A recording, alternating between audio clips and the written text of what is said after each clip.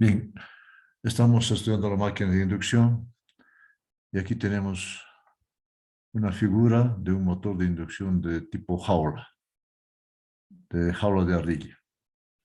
Y aquí tenemos el despiece del motor en sus partes. La carcasa es de fierro fundido. Tiene unas costillas para aumentar la superficie de refrigeración.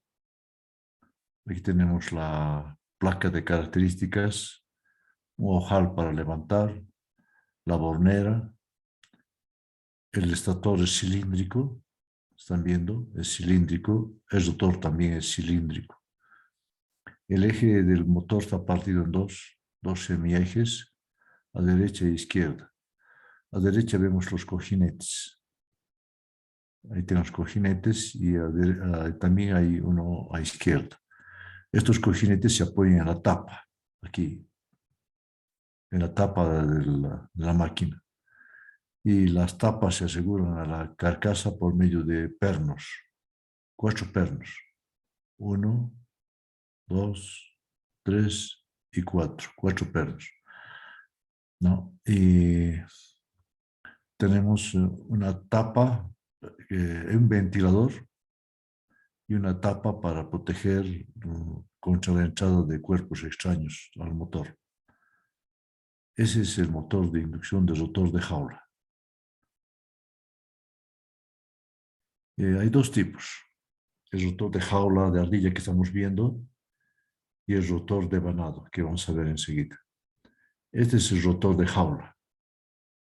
Bueno, yo quiero decir lo siguiente, que este rotor es cilíndrico, como he dicho, así, es cilíndrico y tiene unas ranuras para acomodar las barras. Hay unas barras de forma oval. A veces, esta es una parte de la periferia del rotor. Tenemos una barra de forma oval y aquí hay un espacio de más o menos medio milímetro de espesor. A veces se ve las jaulas, a veces no se ve.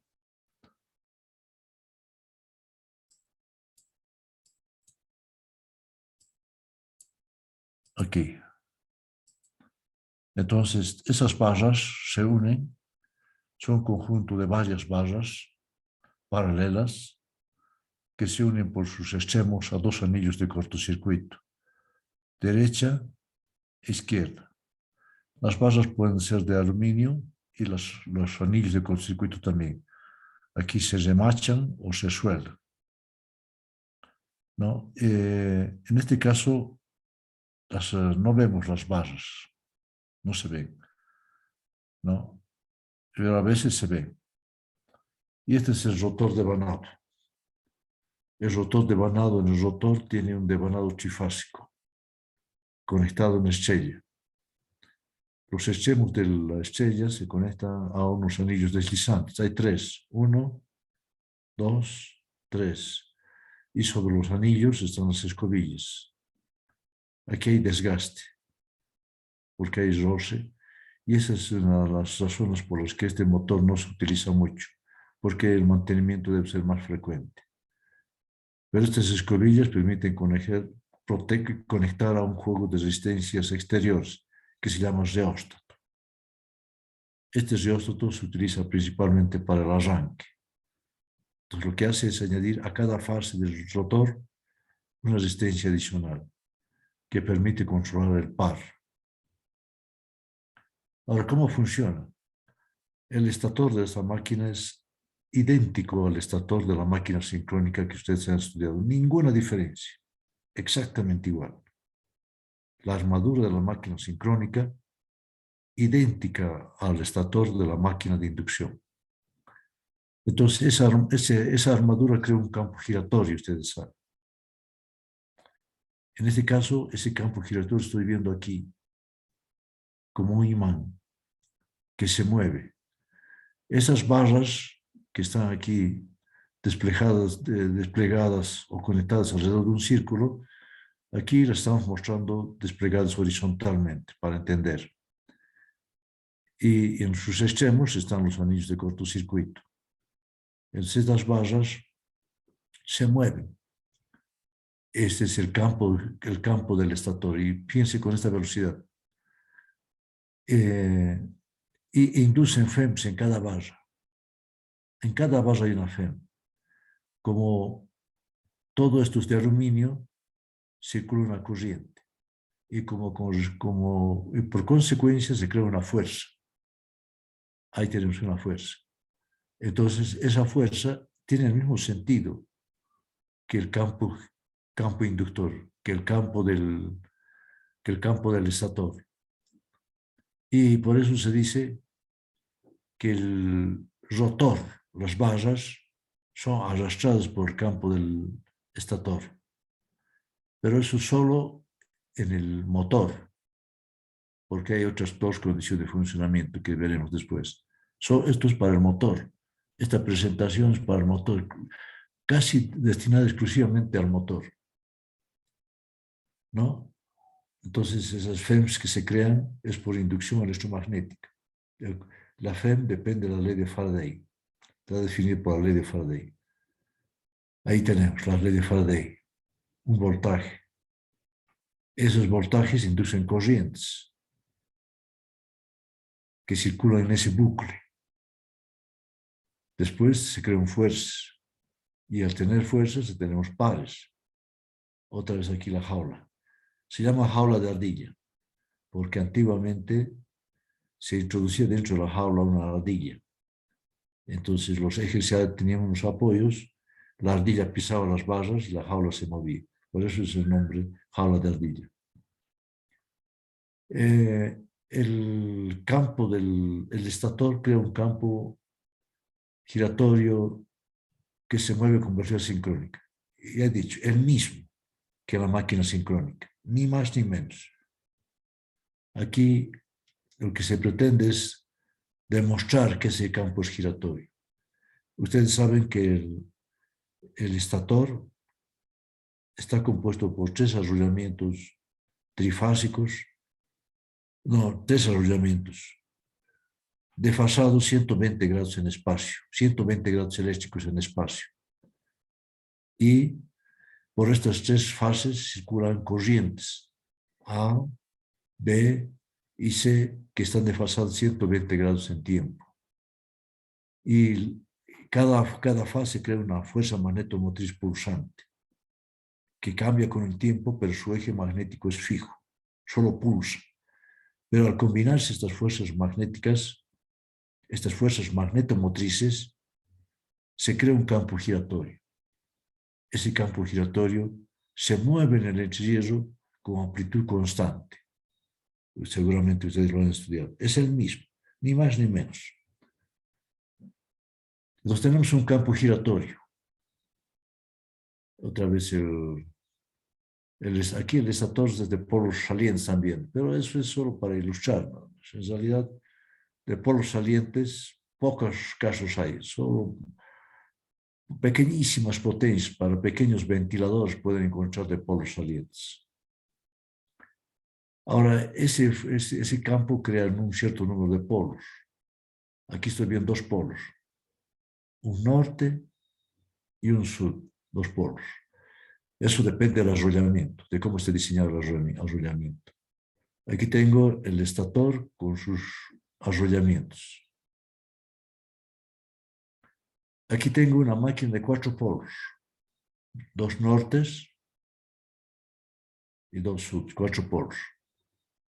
Ese campo que gira, que se crea en el estator, se mueve con velocidad sincrónica. Esta ecuación ustedes conocen. F es la frecuencia, 50 o 60 Hz, y P es el número de polos. Esta es la velocidad con la que el campo gira en el entrehierro. Estas son las condiciones. Se estudia con rotor bloqueado, cuando el rotor acelera y cuando funciona con velocidad sincrónica también. no funciona, sino que de alguna forma se lo hace girar a velocidad sincrónica. Pero yo quiero decir lo siguiente. He dicho es un motor asincrónico. El rotor no se mueve con velocidad sincrónica. Entonces, si se mueve con velocidad sincrónica es debido al efecto de un agente externo, el motor con carga. Son las condiciones que se estudian. Ahora, vuelvo a insistir. El rotor gira con N. El estator gira con NS. NS menos N es la velocidad relativa.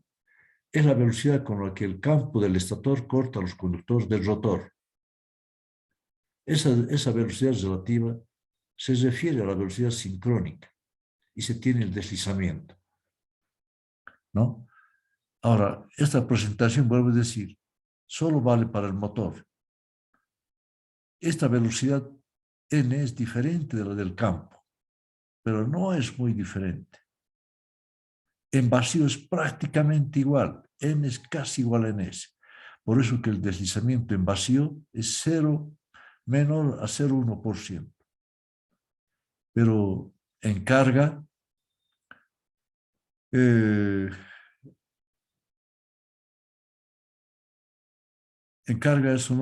esa diferente velocidad no es más de 5%. ¿Está bien? En el límite no es más de 5%. Lo que quiero decir es lo que hemos dicho. Eso tienen que tomarlo en cuenta, muy en cuenta ustedes.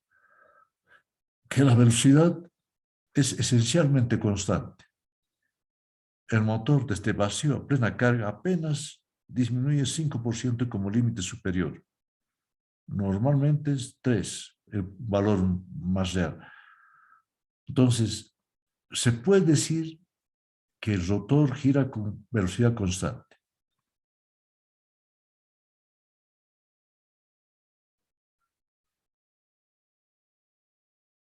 ¿Está bien? Eso es. Ahora, este deslizamiento que es 5% solo vale para el motor. La máquina de inducción funciona con otras dos condiciones. Generador y freno electromagnético. Para estas otras dos condiciones, el deslizamiento tiene otros valores. Solo es para el motor. Ese deslizamiento está más cerca de cero. Lo que quiero decir lo siguiente. Para el motor, el deslizamiento varía entre 1 y 0, pero está más cerca de 0, ¿no?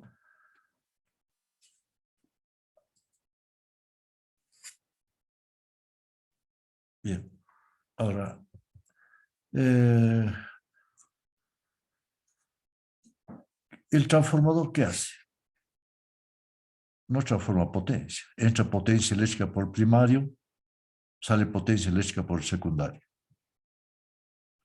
¿no? Aquí también la potencia fluye, pero por el rotor no sale potencia eléctrica, sino potencia mecánica. Esto es así.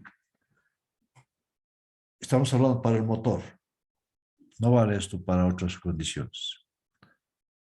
Entra potencia eléctrica por el estator, está conectado a la red. Se pierde en el cobre, se pierde en el hierro del estator. Y la diferencia pasa el entre hierro. Y en el hierro hay barras de aluminio. Se pierde por efecto Joule. Pero también hay pérdidas en los cojinetes. Hay fricción, resistencia del aire. Y lo que sale es esto. Es lo que sale. Es lo que entra, ¿no? Eso es lo que entra, potencia eléctrica. Y esta es la que sale, potencia mecánica. Esto es mecánica. Entonces la máquina transforma potencia. La máquina de inducción transforma potencia. Es como en el caso de un carpintero. Un carpintero tiene su motor y que está conectado a la sierra eléctrica. Entonces, para mover la sierra necesita potencia mecánica. Y entonces la potencia que toma de la red se convierte en potencia mecánica y así que el carpintero puede cortar madera. Ambos son kilovatios. kilovatios aquí, kilovatios aquí, solo que esto es potencia mecánica, ¿no? Estas ecuaciones las vamos a ver más adelante. El rendimiento sería lo que sale, es lo que sale, entre lo que entra, como en cualquier máquina. Como el rotor gira, cualquier cuerpo que gira que tiene par, es la curva del par, en función de la velocidad.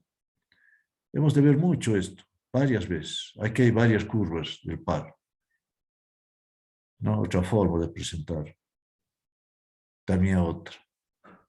Esta es una ecuación que está en Kostenko, pero que no vamos a estudiar. No porque no quiera, sino porque no hay tiempo,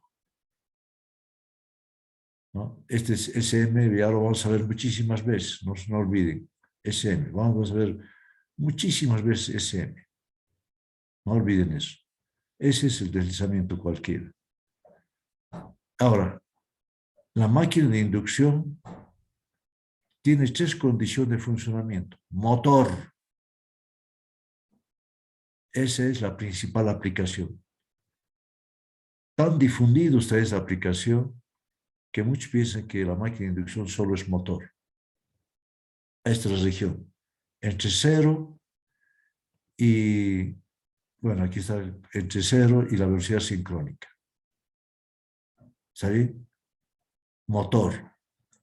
Cuando la velocidad es mayor a la sincrónica, tengo un generador, ¿no? Y cuando nosotros tenemos que el deslizamiento, la velocidad es negativa, que están viendo la velocidad negativa, significa que invierte su giro. No se preocupen, lo vamos a entender mejor hoy mismo. Entonces es freno. El motor funciona como motor, la máquina de inducción, disculpen, funciona como motor, generador y freno. Como motor, la principal aplicación. Entra potencia eléctrica y sale potencia mecánica, PM, ¿no?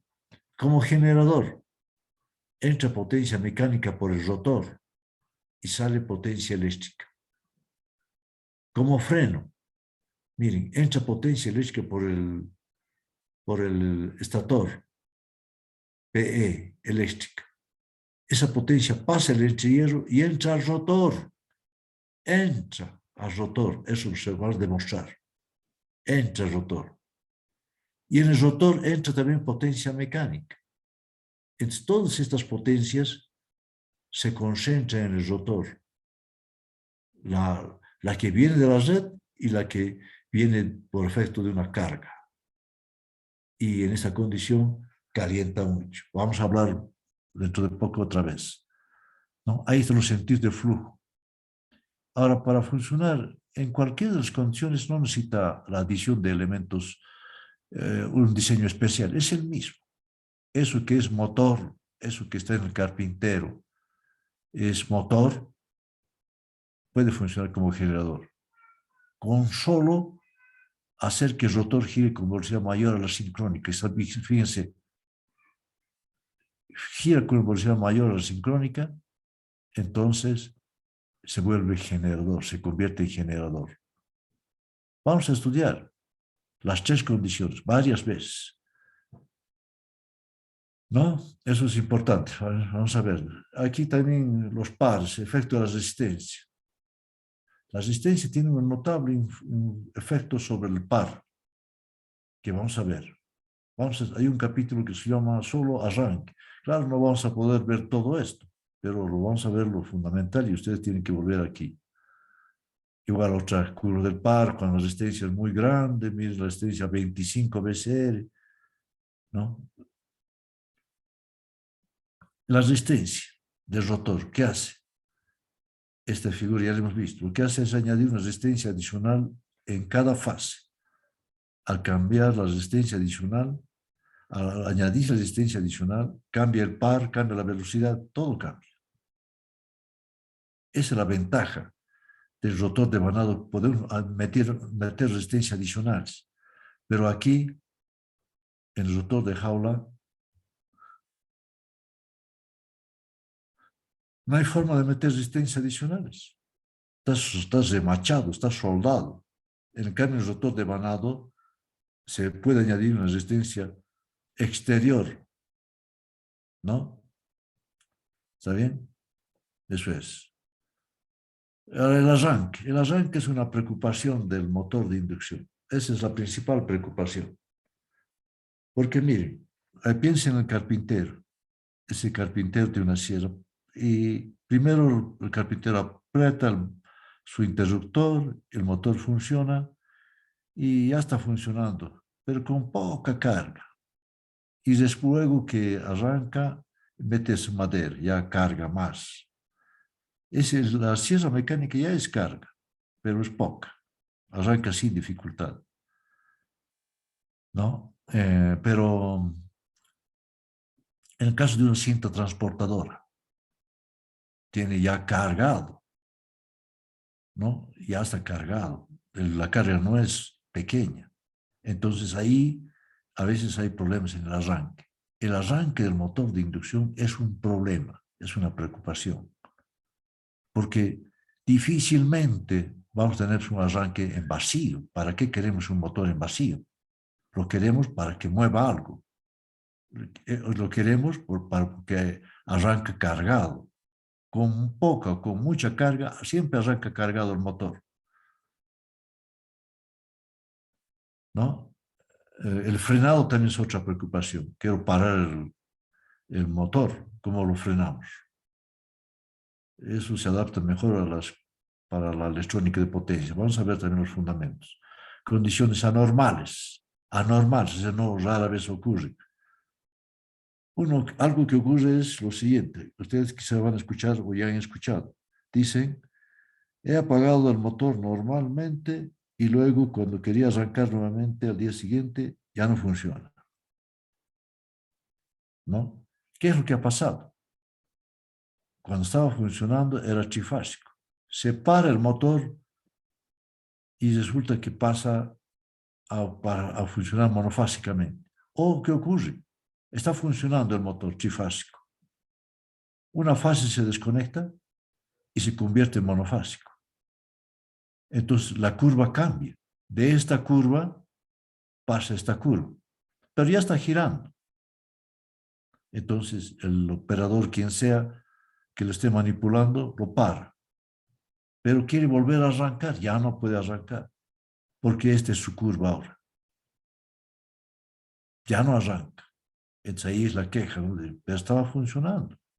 No he hecho nada, solamente apretar el botón de parada y, y ya no quería arrancar. Es la palabra, ¿no? Entonces es que se ha vuelto monofásico. Como el motor trifásico, ustedes conectan a la red, inmediatamente funciona. No hay ni qué preocuparse. Pero el motor monofásico no puede arrancar. Necesita elementos auxiliares. Entonces ese motor que era trifásico, porque se perdió una fase, se convierte en monofásico, no va a arrancar. Hay que hacer otras cosas para que arranque. Eso ocurre, porque el motor siempre está expuesto a vibraciones y tarde o temprano uno de los conductores se suelta y no nos damos ni cuenta. Hay muchas historias al respecto. La normalización de los motores, eso lo hace con la norma americana. La norma americana, ¿cómo se normalizan los motores? Con la norma americana. El B, el C, el D, ¿no? Hay también en los motores antiguos el A, pero vamos a estudiar todos esos. Ahora, hay motores de jaula especiales, les explico.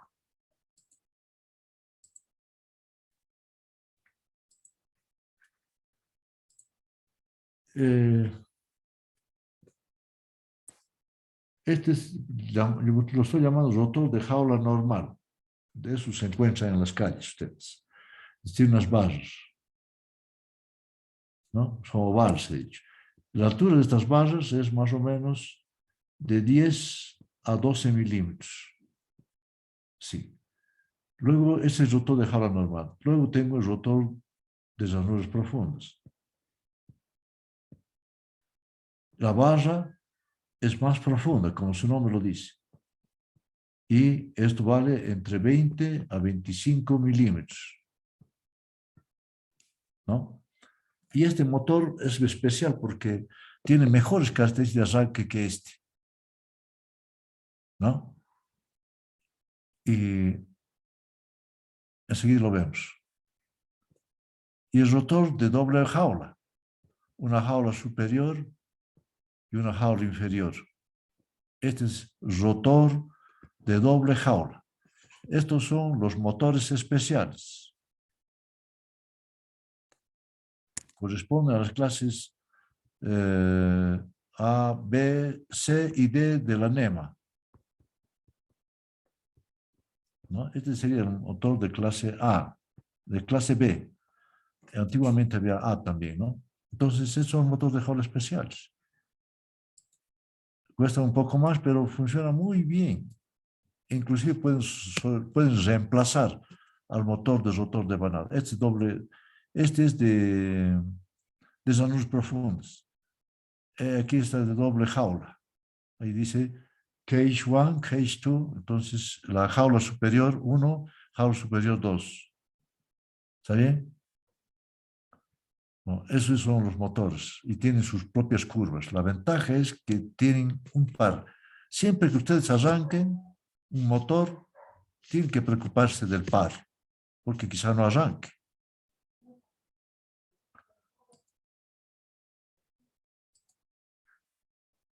¿Está bien? Y eso es todo en esta presentación. Ahora veamos otra, como complemento a lo que hemos estado viendo. Vamos a ver otra. Esta es otra presentación, que también está en el enlace de la materia, pero no es muy completa. Eh, los mismos aspectos. Y quizá hay alguna figura adicional que puede aclarar mejor. Este es un motor monofásico.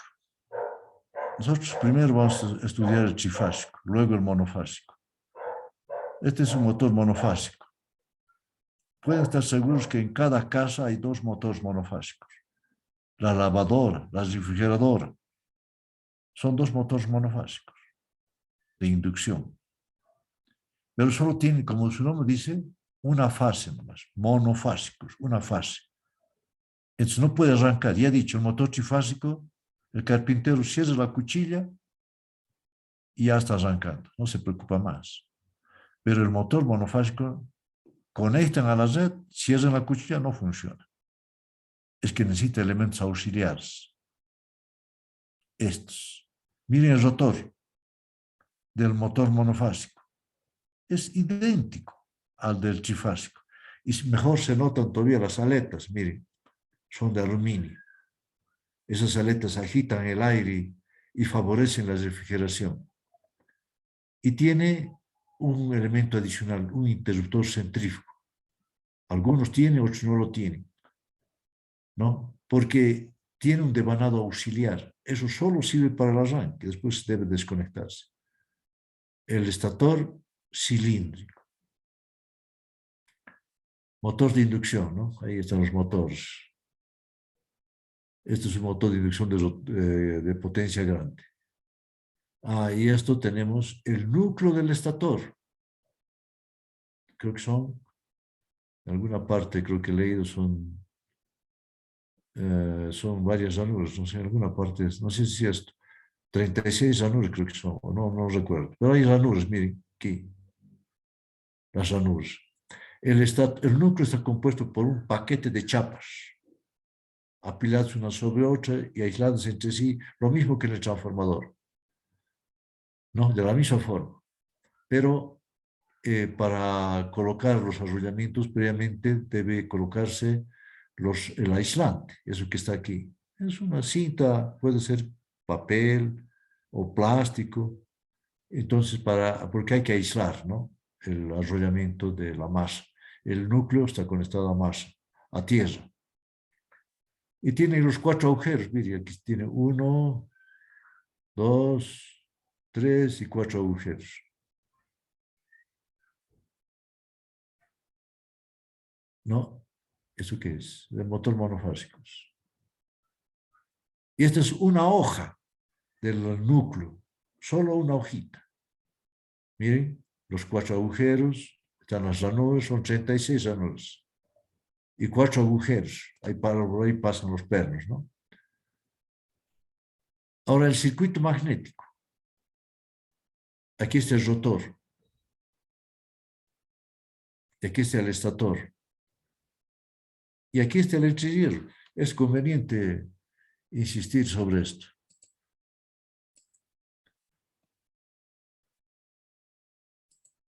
El rotor cilíndrico.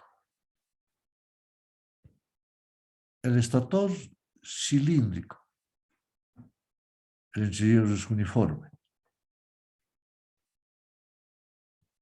Estator. Voy a pensar que tengo una máquina de 2 polos. Entonces el flujo sigue esta trayectoria.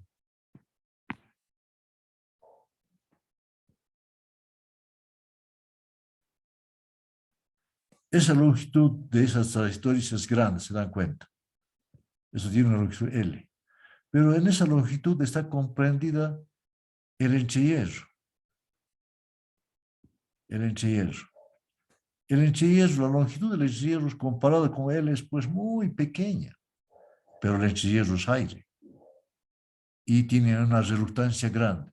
Por lo tanto, la reluctancia de esa trayectoria roja es grande. Y de ahí que la corriente de vacío del motor de inducción es entre 25 hasta un 45, 50% de la corriente nominal, grande, por el entrehierro, ¿no? Eso es aire. Funciona igual que el transformador, pero hay diferencias constructivas. ¿No? Entonces el entrehierro, miren, ahí, air gap, muy pequeñito, unos cuantos milímetros, ¿no? Pero tenemos nosotros ahí problemas, ¿no? Porque la reluctancia es más grande. No hay forma de evitar que el rotor necesite espacio para moverse. El rotor de jaula, cómo está construido, barras de aluminio, en fin. Este es un detalle. Miren ustedes, aquí está, lo amarillo son los anillos de cortocircuito. Lo café son las barras. Pero está claro que estas barras no son paralelas al eje, ¿cierto? No son paralelas, sino están inclinadas a un cierto ángulo. Al disponer las barras así, miren, las barras en este caso se ven. Entonces, el motor es más silencioso. Porque también una de las preocupaciones es el ruido. El motor más silencioso. Y aquí se nota mejor las aletas, miren. Es que permiten agitar el aire, que permiten enfriar al motor, ¿no? El extra partido en 2, ¿no? Ese es el rotor jaula de ardilla. Vemos la parte superior de la jaula. El rotor de Banat, ya hemos dicho eso solo en casos especiales. Quizá nunca vean un motor de rotor de Banat. En la fundición de Vinto deben haber todavía 5.000 motores de inducción, pero ni uno solo de rotor de Banat. Todos eran de jaula. Hay uno en la carrera que está dañado, pero lo hacen funcionar como si fuera de jaula. Cuando vayan al laboratorio, háganse mostrar. No, hay uno. Pero el rotor de Banat quizá no lo vean nunca.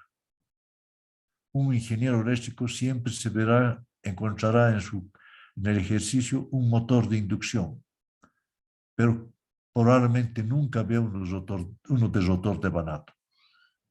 Pero el motor de jaula los va a ver a cada lado, en cada momento. Este es un rotor de Banat, de grande, ¿no? Principio de operación. Aquí lo que se pretende es explicar cómo funciona, cómo se crea el campo, esas cuestiones en lo que concierne al estator, ya las conocen ustedes, ¿no? Ustedes lo leen, ¿no? Y cómo se crea el voltaje, cómo se genera el voltaje, la ley de Faraday, eso también ustedes conocen. Y con la ecuación del voltaje. Algo que es necesario insistir es la velocidad relativa. La velocidad relativa es la velocidad sincrónica menos la velocidad del motor mecánica del rotor. Es la velocidad relativa. Con esta velocidad, ya he dicho, el campo corta los conductores del rotor. Es la velocidad con la que el campo se mueve respecto del rotor, ¿no? Ahí tenemos otras ecuaciones. El deslizamiento, que ya hemos hablado. La generación de la fuerza en el motor. ¿Cómo se crea? La fuerza de Lorentz, ¿no? Esta ecuación ustedes conocen. Y aquí es lo mismo, ¿no? Un conductor que está saliendo de frente a la pizarra, es perpendicularmente hacia nosotros, estando dentro de un campo se crea una fuerza, ustedes conocen eso. Y si hay fuerzas, hay pares. A esas fuerzas solo se crean en las barras de color café, no en los anillos. Y ustedes deberían demostrar, miren, la fuerza es perpendicular al campo. La fuerza es perpendicular también a las barras. Circuito equivalente. ¿Se acuerdan ustedes que el transformador se puede representar por un circuito equivalente, circuito eléctrico equivalente? También en la máquina de inducción se puede hacer eso. Aquí. Estator, rotor. ¿No? El voltaje inducido en el estator. Eso conocemos esa ecuación. ¿Se acuerdan que hemos escrito 444, frecuencia, espiras, flujo máximo? Todo ahí está, todo está eso. Esta ecuación también se utiliza. No estoy seguro que usemos en esta materia, pero se utiliza. Y todo depende del deslizamiento en el motor, en la máquina de inducción. Todo depende. Por eso se dice que la dinámica del rotor está definida por el deslizamiento. ¿A qué se refiere? A que si es motor, un deslizamiento. Si es generador, otro deslizamiento. Si es freno, otro deslizamiento. Y al cambiar esas condiciones, cambia la resistencia, cambia la reactancia, cambia la corriente, cambia el par, todo cambia. Por eso, insisto, la dinámica del rotor está definida por el deslizamiento. Es la ecuación de voltaje. Les he dicho también que las ecuaciones del transformador se aplican a la máquina de inducción. Aquí están viendo la ecuación de voltaje del rotor. Eso es la FEM. Es igual corriente por impedancia. ¿No? Ustedes conocen esto. La ecuación del secundario del transformador es esta. E2, U2, I2, Z2. ¿Se acuerdan? ¿No? En el motor de inducción, las barras están cortocircuitadas. U2 es 0. En el rotor de vanado también. Ese reóstato solo funciona en el arranque, después se cortocircuita.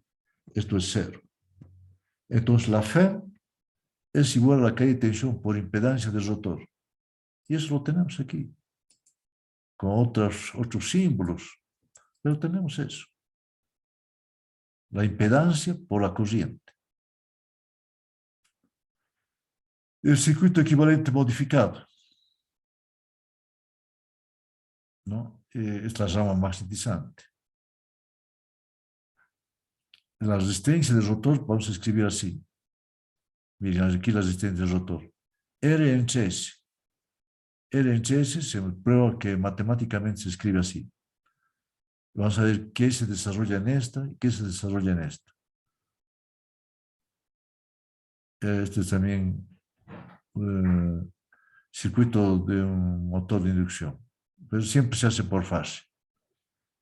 El funcionamiento, ¿no? Eso vamos a ver después. las potencias. El rotor tiene varias potencias y varios pares. El rendimiento, el par, el diagrama de energía. Es lo que hemos dicho hace un rato, hace un momento. Entra potencia eléctrica, input power, ¿no? Y sale una potencia, pero es mecánica. Output power, ¿no? ¿Está bien? Es lo mismo. Y es aquí donde se pierde, en el cobre, en el hierro, pasa entre hierro, y otra vez en el cobre del rotor, las pérdidas mecánicas y de ventilación, todo eso. Vamos a estudiar en un capítulo separado el diagrama de energía. Esto es un circuito equivalente, ¿no? También, bueno, con las mismas ecuaciones, pero con otros símbolos. No hay diferencia. Esto es la potencia mecánica en función del deslizamiento.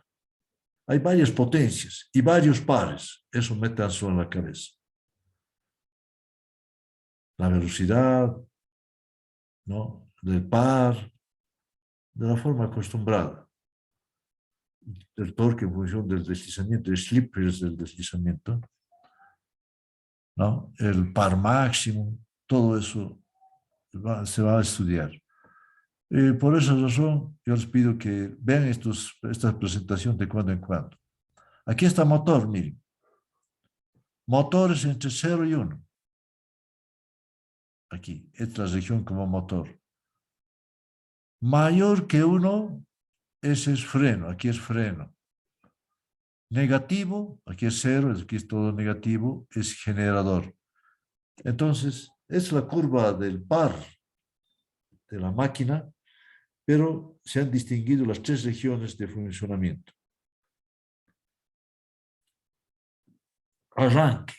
Vuelvo a insistir, un problema de la máquina, del motor de inducción es el arranque, es una preocupación, porque quizá no arranque, ¿no? El par, esa fórmula que hemos hablado hace un momento. Este es el diagrama circular de la máquina. No vamos a ver esto. Es el último capítulo, el diagrama circular. Se puede dibujar un diagrama circular para cada máquina. Pero, y es interesante porque para cualquier condición de carga, viendo este diagrama, podemos saber cómo se va a comportar la máquina de inducción. Vale para las 3. Solo el problema es que hay que dibujarlo. Y el inconveniente está en que no tenemos tiempo para hacer esto, porque poco es el tiempo que disponemos. ¿Está bien? Eso es. Las pruebas en vacío, prueba en rotor bloqueado, vamos a hacer. Medición de resistencia, vamos a hacer. Esta segunda parte es bastante extensa. No se puede ver todo en detalle.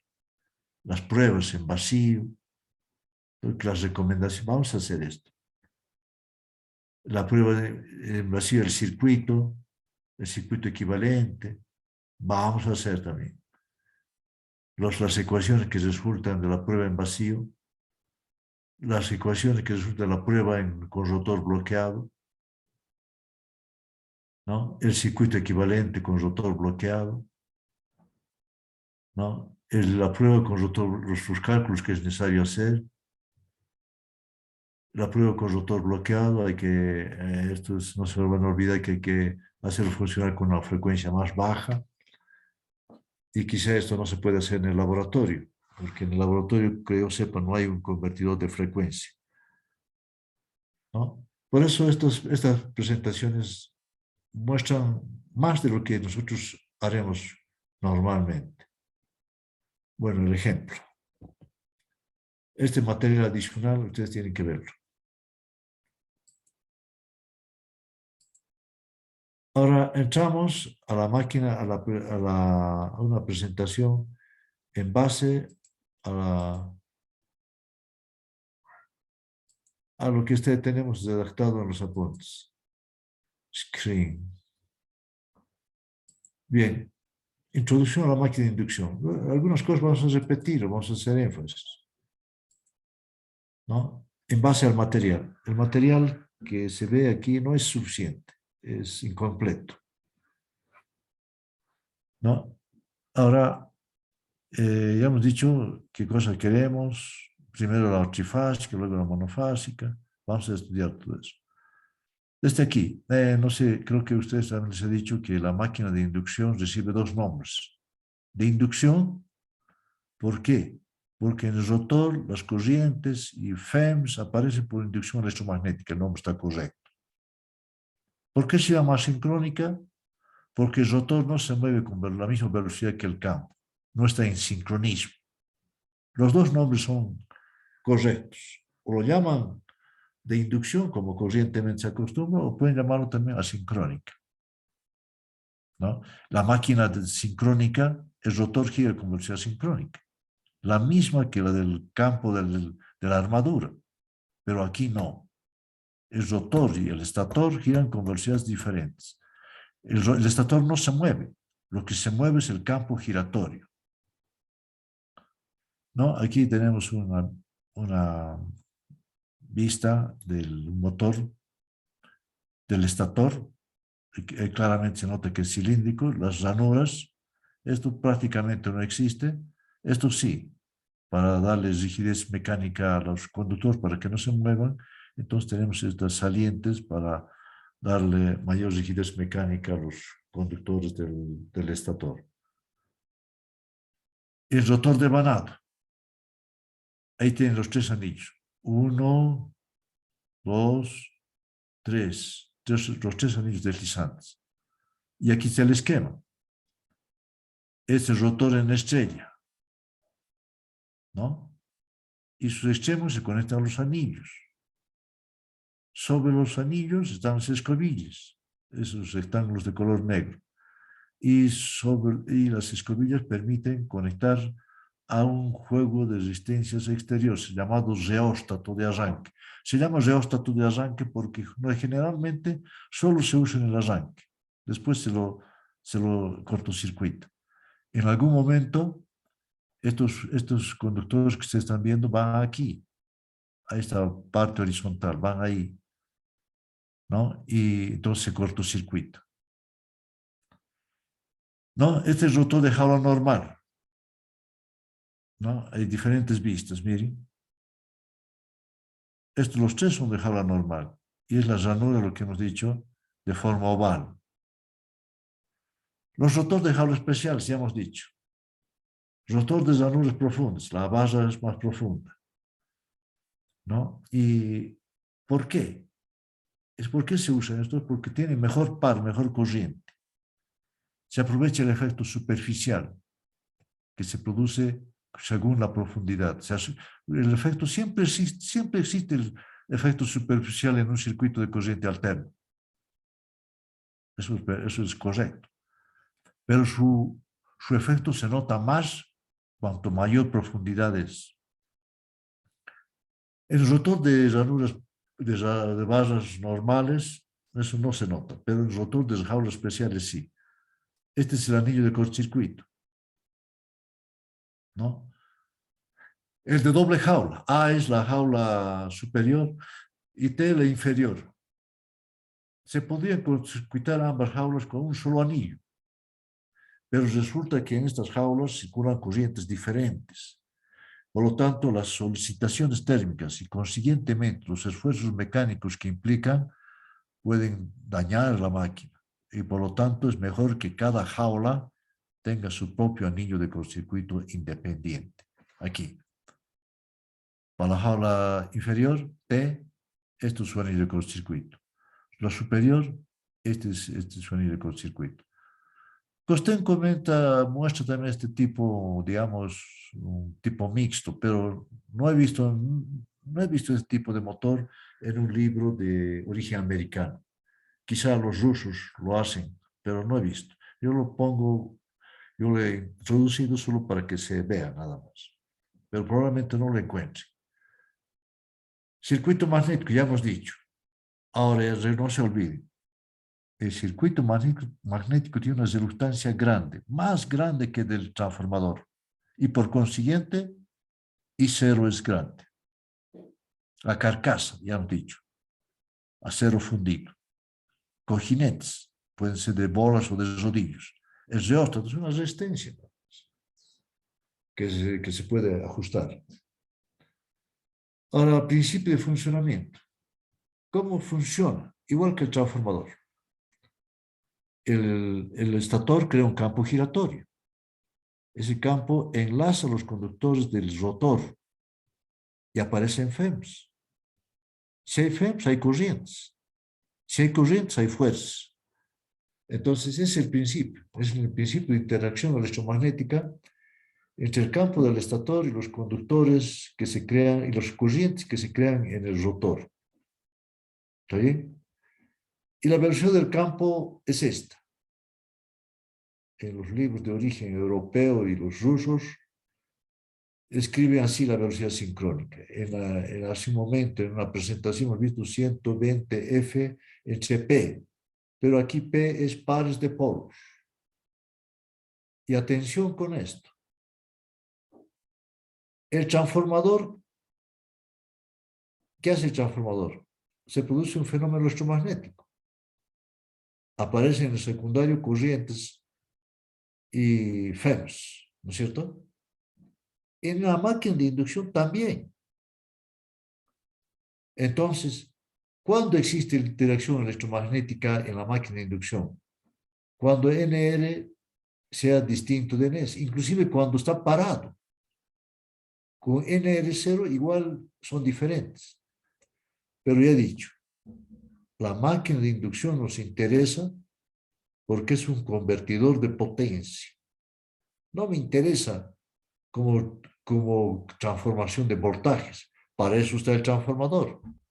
Nos interesa como un convertidor de potencia. Entonces, ¿cuándo se produce la conversión de potencia? Solo si N es distinto de cero.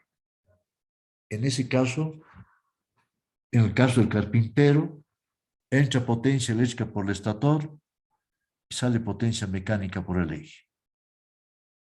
Eso nos interesa. Es el objetivo.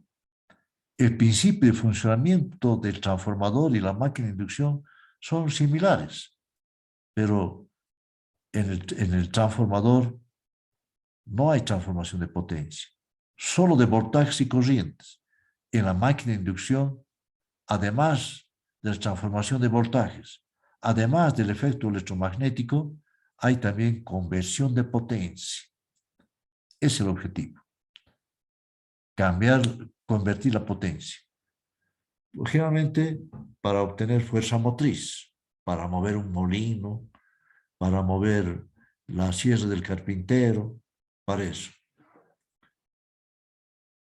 Ahora, he dicho, el motor funciona bajo tres condiciones. La máquina de inducción funciona bajo tres condiciones, disculpe. Motor, principal aplicación.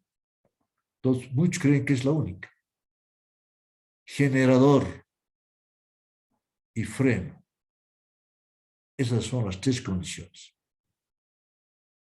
Ahora, cuando funciona como motor, este es el rango de las velocidades. Cuando funciona como motor, la velocidad del rotor es menor a la sincrónica y distinta de cero. Y es el deslizamiento. La velocidad relativa, N2, eso enseguida vamos a utilizar. Les voy a mostrar un diagrama. Eso es muy importante, la velocidad relativa. Ya lo he dicho. ¿Qué es la velocidad relativa? NS menos NR. Ya lo estoy diciendo. Solo estoy llamando N2. Como motor, convierte potencia eléctrica en mecánica. Ya lo sabíamos. Como generador, ¿no? La velocidad tiene que ser mayor a la sincrónica. Y el deslizamiento es negativo. N2 es negativa. Y convierte potencia mecánica en eléctrica. Freno. El par, aquí hay todas partes, hay par exterior, miren. Par exterior. Es el par que actúa sobre el eje, pero que no es producido por la máquina. Es por la carga, por otra máquina. Enseguida hablamos, ¿no? Pero note ustedes, N2, positivo para el motor y también para el freno, positivo. En el caso freno, recibe potencia mecánica y potencia eléctrica. Eso dice Kostenko, ¿no? Estas figuras están, y enseguida vamos a analizar estas figuras. Y también se complementa con la primera presentación que hemos visto. Entonces, en base a eso he elaborado esto. No sé si esto ayuda, pero yo quiero analizar lo siguiente.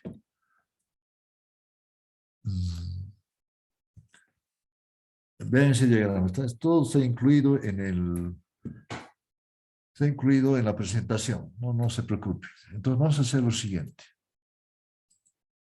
Vamos a hacer un análisis. Yo podría explicarlo ahí mismo, pero es mejor hacer un análisis. Primero, para el caso motor, la red, una red trifásica. Estamos hablando de motor trifásico. El motor está conectado a la red y está mecánicamente conectado a una carga. Este es el motor, ¿no? Este es el motor del carpintero y esta es su carga, su sierra eléctrica. Vamos a pensar que nosotros queremos que la carga gire en un sentido, digamos en este.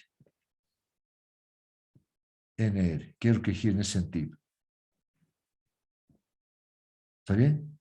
Entonces, todo el conjunto se mueve en ese sentido debido a que el motor produce un par electromagnético.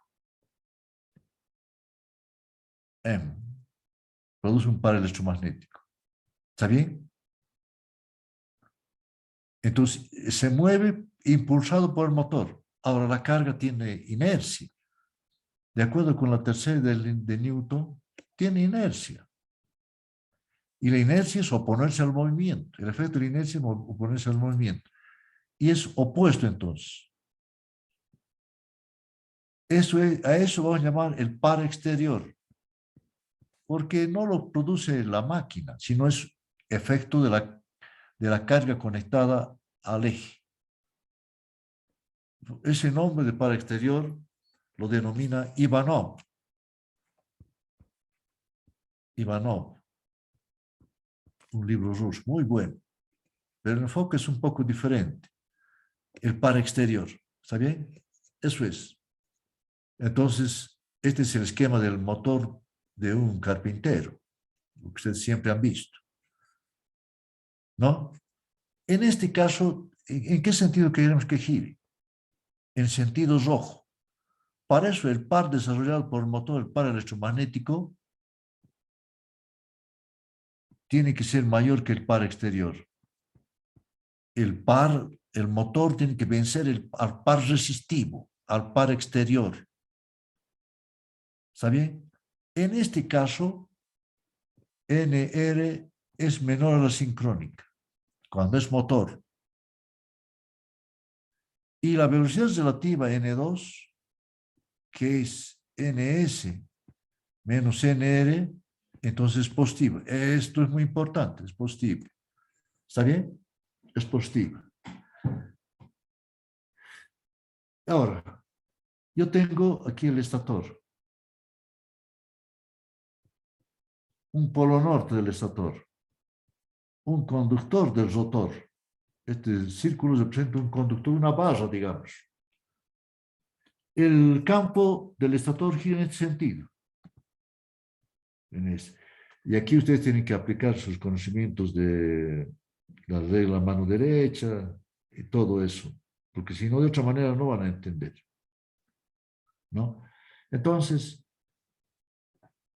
como hay un movimiento relativo entre el campo del estator y el conductor, se induce una FEM. Por la regla de la mano derecha, podemos probar, y espero que ustedes lo hagan, la próxima clase voy a preguntar, este es el sentido de la FEM. Está saliendo del plano de la pizarra. Utilizando la regla de la mano derecha, entonces hay un campo, estamos frente a un polo norte.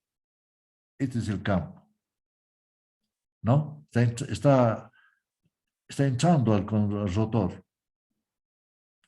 Y con la regla de la mano derecha, yo pruebo que se crea una fuerza en esa barra. Esa barra, esa fuerza F crea una rotación, NR, en el mismo sentido. Entonces, miren, NR y NS tienen el mismo sentido.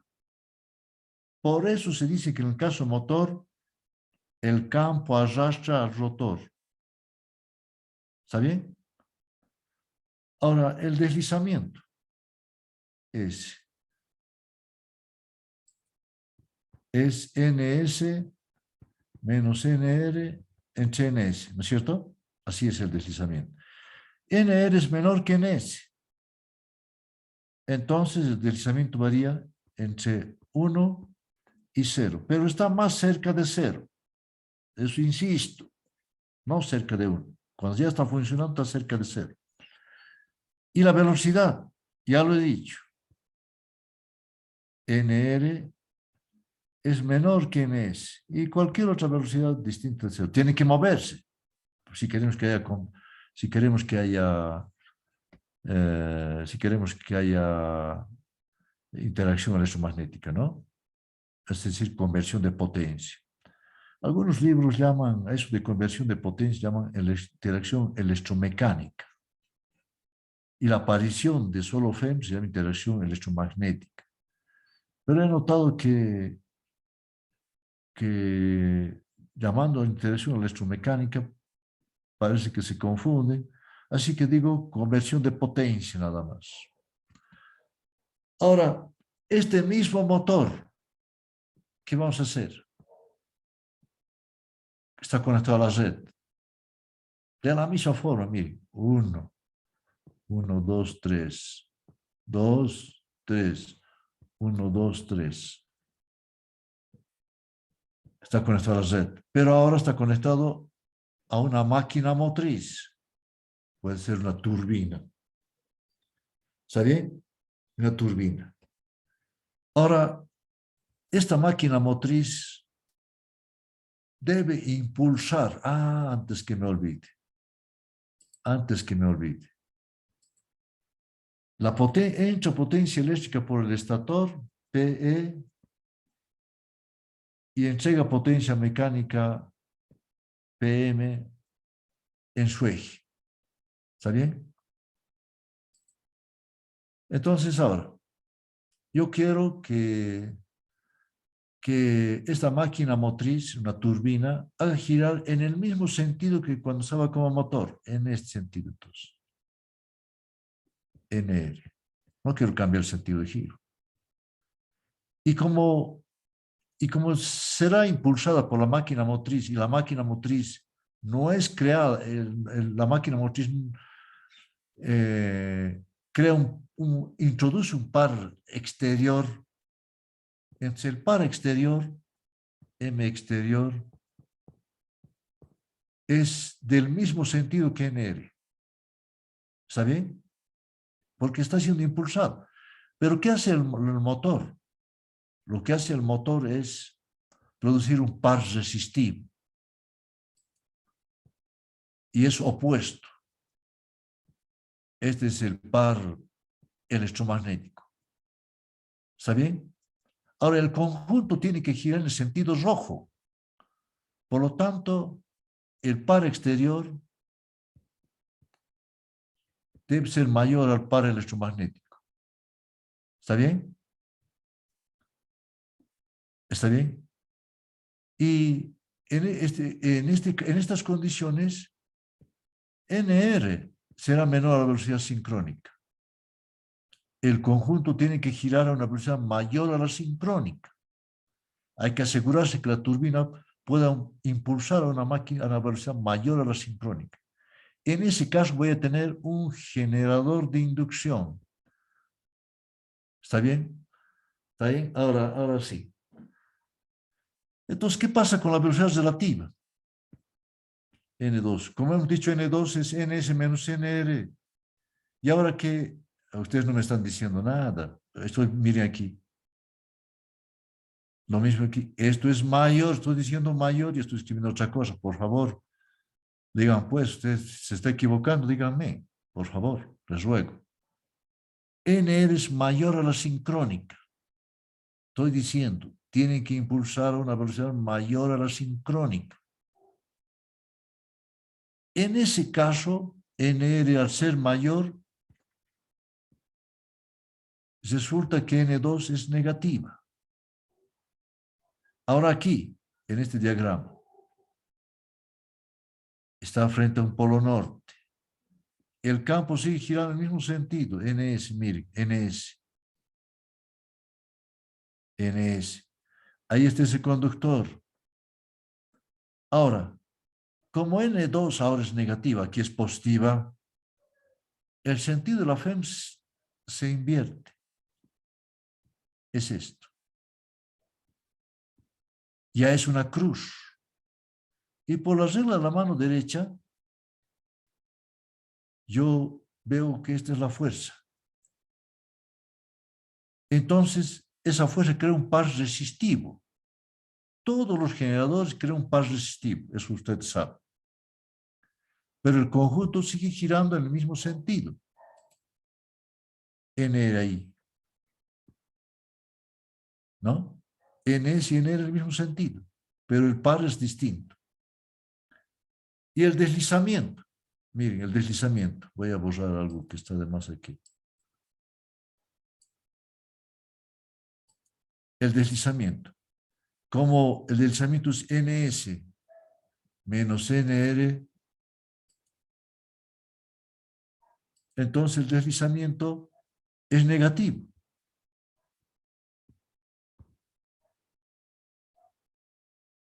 Cualquier velocidad negativa, menos infinito, cualquiera.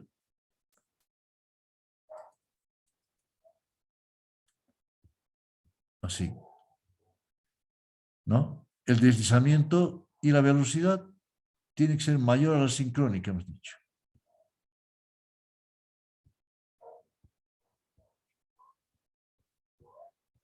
Ese es el generador. ¿Qué hace el generador? El generador lo que hace es, la máquina motriz entrega potencia mecánica, la turbina, PM. Y eso sale por el estator convertido en potencia eléctrica. El sentido de flujo cambia. Es el generador de inducción, ¿no? Y ustedes dirán, ¿y por qué no se usa mucho? ¿Por qué no hay generador de inducción? Claro, tiene ventajas y desventajas. Yo os voy a decir cuál es una ventaja. Ustedes han estudiado las máquinas sincrónicas en otra materia. Ustedes saben que la máquina sincrónica tiene un complicadísimo sistema de excitación. Muchos lo llaman cerebro. Yo varias veces me he encontrado con gente que trabaja en mantenimiento de grupos estrógenos. El cerebro, dice. Pero es el sistema de excitación. Muy complicado. No, todo es electrónico, ¿no? Sin el sistema de excitación, la máquina sincrónica no es nada, ¿no? Pero este es generador, no requiere sistema de excitación, pero sin embargo tiene que excitarse. Después de eso hablaremos. Pero no requiere ese complicado circuito electrónico, no necesita. Ya veremos cómo se excita. Es el generador. Esa es su principal ventaja. En realidad, eso que es ese motor del carpintero, si tuviera una turbina de viento, puede hacer funcionar como generador, sin mayor problema. Ahora, hablaremos del freno electromagnético. Del freno, ¿no? Ahora, freno electromagnético. Freno electromagnético. Piensen ustedes que tienen una grúa. Ahí está la carga, está colgada. Este es el motor. ¿no? El motor. Entonces, voy a tomar estos sentidos. El motor rojo, este es el par electromagnético. Y la carga, debido a la gravedad, también tiene un par, ¿no? Aquí. Tiene un par, el par exterior. Aquí, miren, el negro y rojo son opuestos. Aquí también.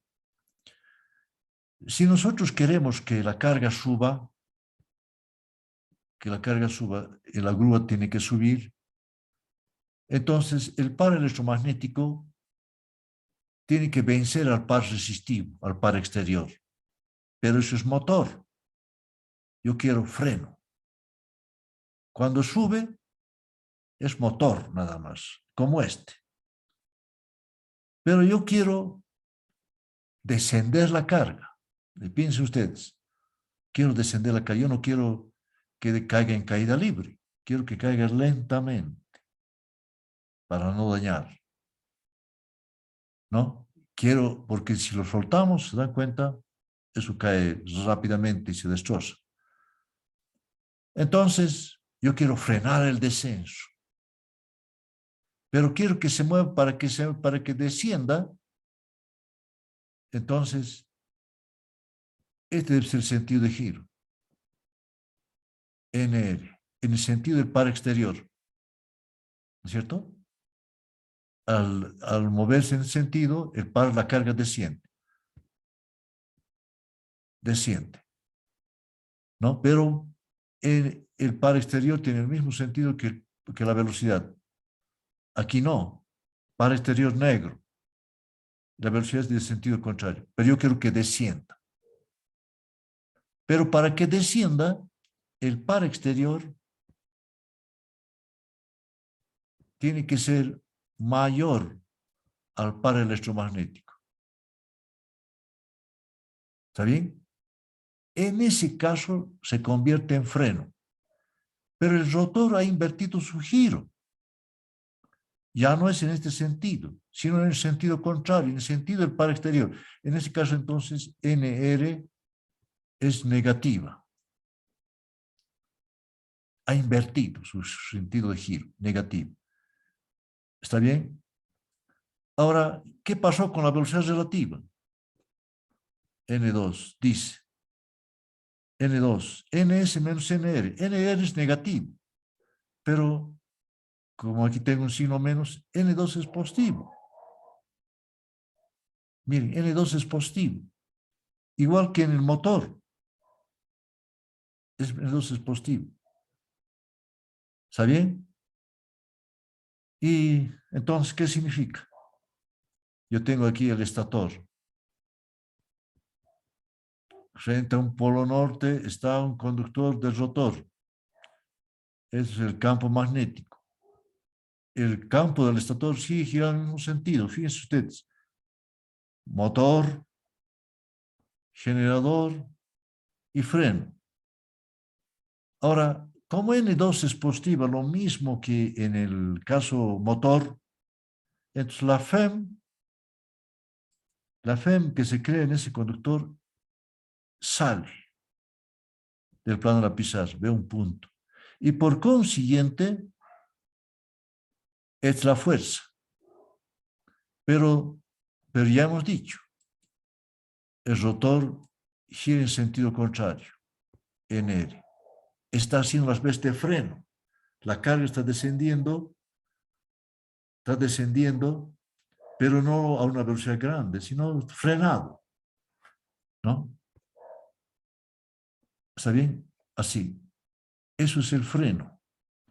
Ahora el deslizamiento. Aquí es NS menos NR. NR es negativo. Entonces el deslizamiento es mayor que 1 y cualquier número positivo, más cerca de aquí que de 1.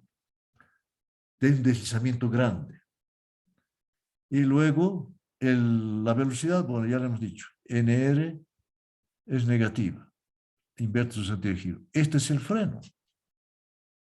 Este es el freno. Ahora, Aquí tendré que dibujar otra vez el diagrama, solo que no puedo hacer, pero yo lo voy a hacer, lo voy a mostrar, ya no tengo espacio.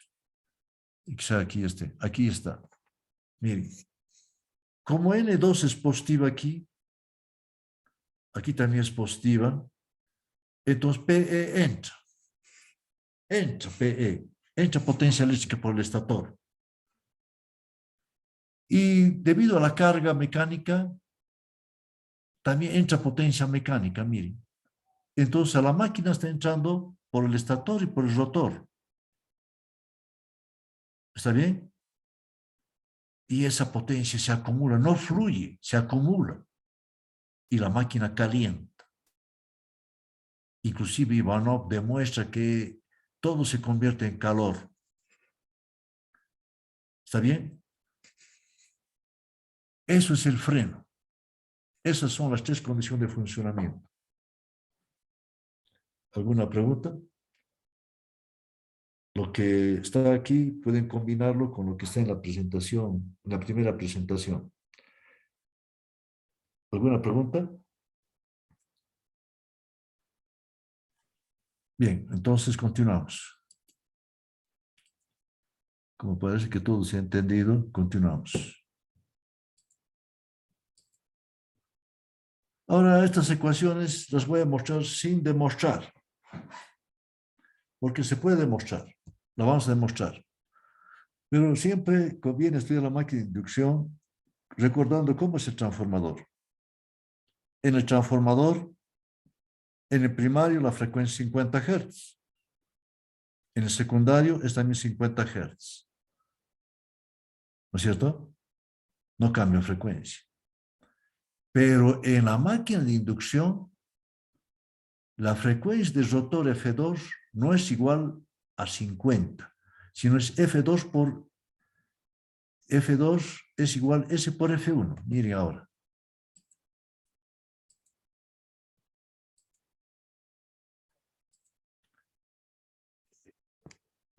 Rotor S por F1. Estator. Esto es 50 o 60 Hz.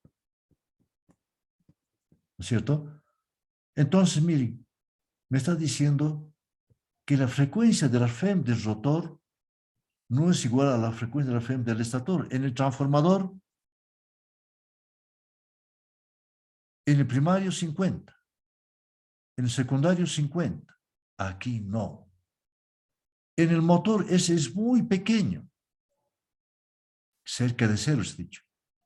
Entonces la frecuencia del motor es de la máquina de inducción es muy pequeña, del rotor está hablando, ¿no? Muy pequeña. Pero en el freno ese es grande, mayor que 1. La frecuencia es mayor. ¿Cómo la frecuencia cambia? Entonces dice a ustedes que la máquina de inducción es un convertidor de frecuencia, ¿no? Ahora veamos que sigue. La FEM. En el transformador E2 del secundario, ese mismo E2 con carga o sin carga es lo mismo. Lo hemos demostrado. ¿No? A propósito, el examen será hasta este capítulo y el sábado voy a publicar la práctica 2. ¿No? Entonces, en el transformador E2 no cambia. Entonces, en la máquina de inducción, E2S es con rotor giratorio. Es igual a S por E2 con rotor en reposo. Entonces, como motor, ese es muy pequeño. Entonces, la FEM del rotor es pequeña. Pero en el freno, ese es grande. La FEM del rotor es grande, cambia. En el transformador no cambia. La reactancia es el mismo. En el transformador la reactancia X2 es siempre la misma. Con carga, poca, cualquier carga es siempre la misma. Pero en la máquina de inducción, X2S es la reactancia con rotor giratorio. Cambia, miren. Como motor, X2S será muy pequeña. Como generador, X2S será muy grande. La corriente, ese ustedes saben, cambia, depende de la condición de funcionamiento. Entonces la corriente también cambia. Este ángulo, nosotros hemos dibujado el diagrama vectorial del transformador así. Aquí estaba E2, aquí estaba U2, aquí estaba I2, que hay tensión por resistencia, que hay tensión por reactancia aquí. Este ángulo lo hemos dibujado, pero sin darle nombre. En la máquina de inducción, no quiero, U2 es 0. Voy a hacer aquí. Esto no está bien. Eso es para el transformador, ¿no? E2, I2. Este ángulo va a llamar Φ2. Es el ángulo entre la FEM y la corriente del rotor. Φ2. ¿Cómo es ese ángulo? Tiene mucha importancia ese ángulo. Especialmente si quieren entender bien las aplicaciones con la electrónica de potencia, es muy importante. Coseno, ese phi, el ángulo entre E2 y 2. En un motor, ese es 0, muy pequeño. Y esta relación es casi 1. Y Φ2 es casi 0. Pero como freno, ese es muy grande. Esta cantidad es casi 0 y Φ2 es casi 90 grados. Cambia. El par, sin demostrar, está dado por esta ecuación. Ya vamos a demostrar. Vamos a encontrar esta ecuación, no se preocupe. ¿No? Entonces, está dado por esta ecuación.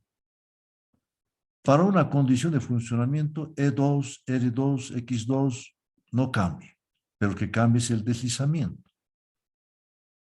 Eso cambia, usted ya sabe, según la condición de funcionamiento. Entonces yo tengo esta curva, miren.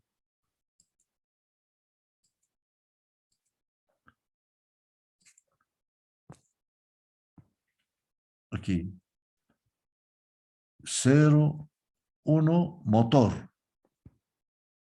Mayor que 1 es freno. Y aquí es motor, ¿no? Y aquí es generador, porque ese es negativo. ¿Está bien? Entonces la curva es así.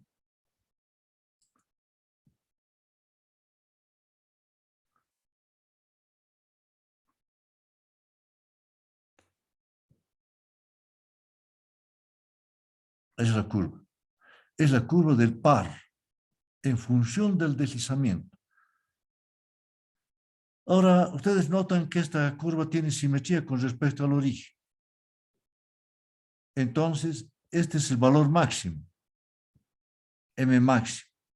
Es igual a este, pero solo de negativo. Es el mismo valor. Pero ese valor, ese par máximo, está definido por SM. Y aquí será menos SM, por lo dicho hace un momento. Entonces, nos interesa saber el par máximo. ¿De qué depende? Aquí y aquí. Claro, la principal aplicación es motor, pero al obtener para el motor, obtenemos para el generador, ¿no? Entonces, ¿qué es lo que tenemos? Aquí, este par. Si quiero encontrar ese valor máximo, derivamos respecto del deslizamiento. igualamos a 0 y encuentro ese valor SM que define el par máximo.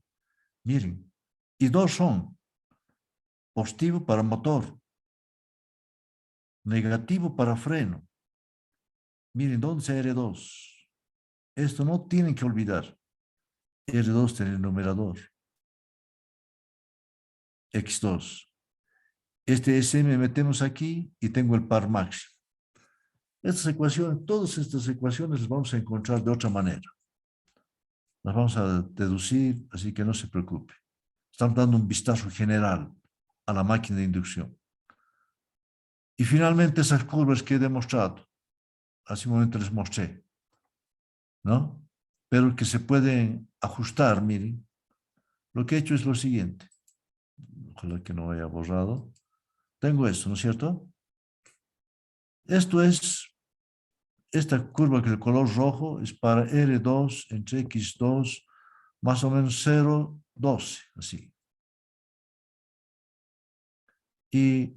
Pero si yo aumento el numerador, voy a tener esto.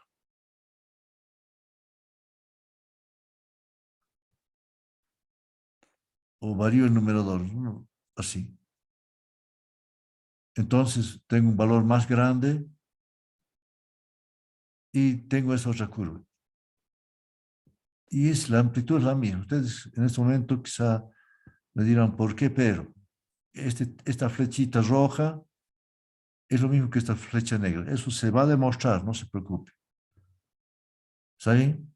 O puedo hacer otra curva, obtener con verde, digamos.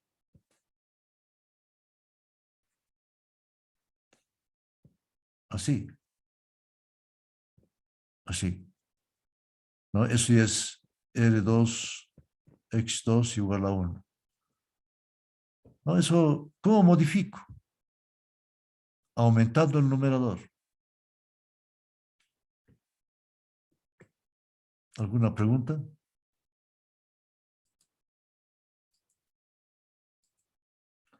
Ahí están los sentidos. En el caso motor y el generador, N es la velocidad del rotor. Aquí tiene el mismo sentido. Pero en el freno hemos dicho que es contrario, ¿se acuerda?